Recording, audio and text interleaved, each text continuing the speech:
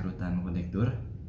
Eh, Perlu teman-teman ketahui mengenai rekrutan ini mungkin sudah banyak dibahas sebelumnya ya, baik di YouTube-nya Mas DN ataupun teman-teman lainnya di rekan-rekan saya. Mungkin ada hal yang banyak ditanyakan sebenarnya. Tadi juga masuk ke saya banyak pertanyaan mengenai kondektur itu apakah harus sekolah dulu di STTD.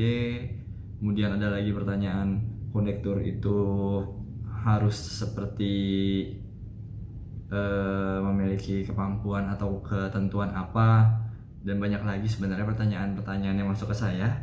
Tapi mungkin di sini saya jawab satu persatu dulu ya, mengenai rekrutan kondektur. Kalau kalian ingin lebih jelasnya dan paham mengenai alurnya, di sini di website resminya KAI ya, di resminya KAI sudah ada sebenarnya. Itu yang dulu-dulu sampai sekarang itu nggak jauh beda. Ketentuan dan tahapannya itu masih sama. Dan kemudian untuk ketentuan mengenai jurusan, keterangan tinggi badan dan lainnya, terus dokumen-dokumennya itu sudah dijelaskan di rekrutmenki.id. Kalian bisa lihat dan memahami langsung mengenai alur aturan yang sudah dijelaskan. Kan di situ sudah ada tahapan seleksinya. Yang pertama administrasi, kemudian kesehatan awal, kemudian yang ketiga ada tes seleksi psikologi, keempat ada wawancara, dan terakhir kesehatan akhir. Nah, kalau teman-teman nanya kondektur harus dari STD, saya jawab enggak. Walaupun sendiri saya asalnya dari Sekolah Tinggi Transportasi Darat, jurusan D3 Perkeretaapian. Sebenarnya jatuhnya lagi itu kerjasama sebenarnya rekan-rekan. Jadi PT KAI itu melakukan rekrutmen dan itu sudah di kerjasama. Jadi SDM dengan universitas-universitas tertentu, seperti kemarin terakhir UNS, kemudian di Undip ataupun lainnya, itu ada rekrutmen yang diselenggarakan di universitas masing-masing daerah. Jadi per daerah itu sebenarnya mempunyai rekrutmen kerjasama. Jadi tidak harus dia masuk dari KAI di STTD misalnya, enggak. Karena memang di STTD sekalipun rekan-rekan saya melakukan seleksinya pun ketat sama dengan tahapan yang tadi, 5 tahapan yang sebelumnya saya sebutkan. Administrasi, kemudian kesehatan awal, kemudian ada psikologi, wawancara, dan kesehatan akhir, seperti itu. Kemudian masalah lainnya yang teman-teman perlu ketahui, di KAI pun kondektur itu harus melakukan diklat lagi. Jadi dia nggak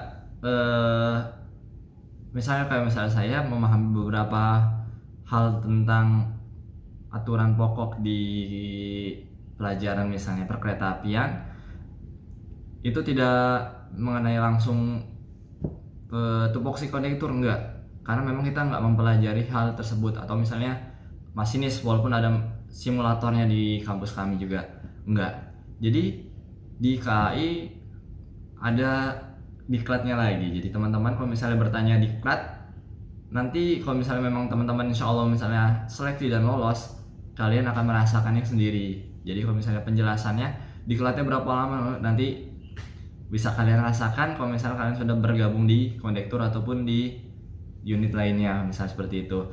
Kemudian hal selanjutnya yang ada di teman-teman tanyakan mengenai jurusan kondektur. Kalau misalnya kalian rekrutmennya sudah dijelaskan, misalnya rekrutan dari SLTA ataupun SMA SMK, perlu teman-teman ketahui untuk SMA itu bisa ataupun MA, tapi jurusannya itu IPA dan IPS juga bisa. Karena di sini sudah dijelaskan IPA IPS masih bisa. Kemudian untuk SMK yang untuk kondektur ya, mohon maaf sebelumnya, memang kalau penjelasannya di sini di pariwisatanya saja seperti itu. Dan untuk ketinggi minimal dan berat badan itu sudah dijelaskan juga minimalnya 165. Begitupun dengan berat badannya. Kemudian ada lagi mengenai misalnya masinis pun sama sebenarnya.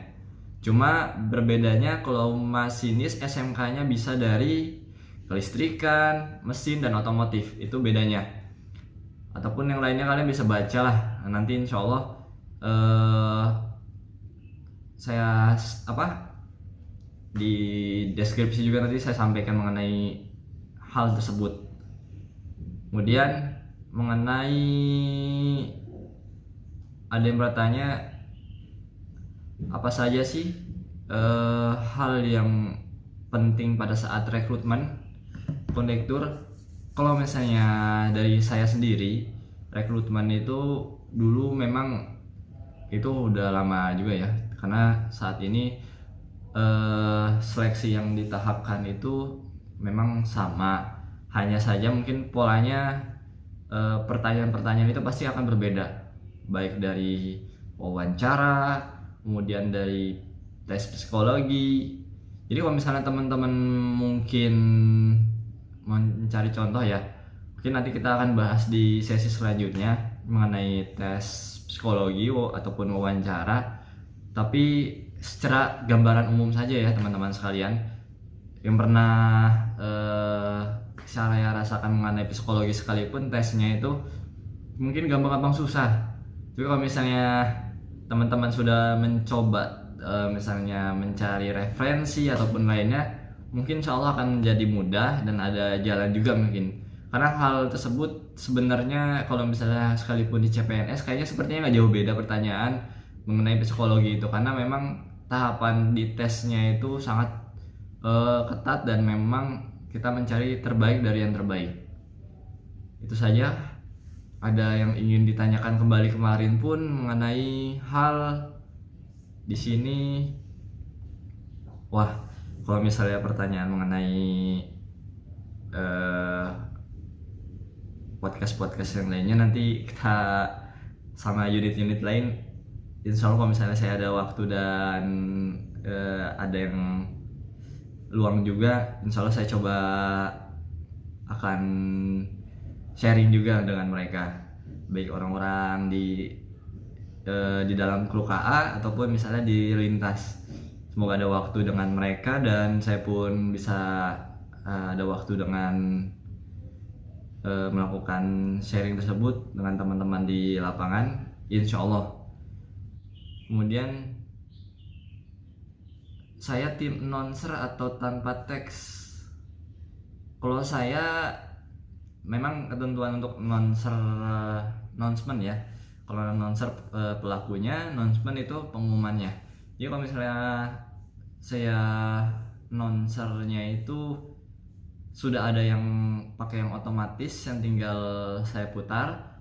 Kadang saya juga untuk melakukannya itu secara teks yang sudah ada, cuma saya tambahkan mungkin beberapa hal yang penting.